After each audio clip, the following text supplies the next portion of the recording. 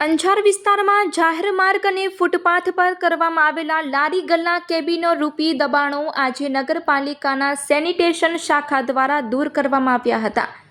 શહેરના Gadhwadi KKMS girls school, Chitrakoot circle તેમજ Devaliya Naka, Vrindavan society, bus station, Toral Sarovar પ્રાંત ઓફિસ, ચિત્રકૂટ વિસ્તારમાં ટ્રાફિકને નડતા રૂપ કાચા દબાણો ખસેડવામાં આવ્યા હતા।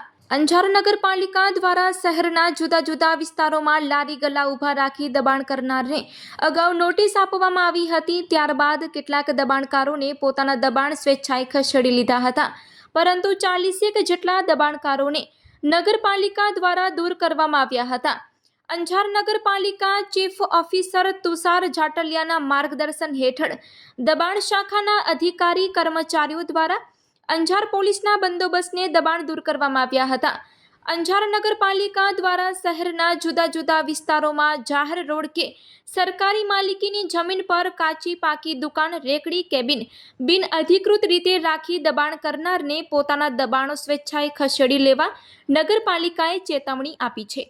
નગરપાલિકા દ્વારા બિનઅધિકૃત દબાણો દૂર કરવાની કામગીરી આવનાર દિવસોમાં પણ અવિરત ચાલુ રહેશે તેવું જણાવ્યું હતું।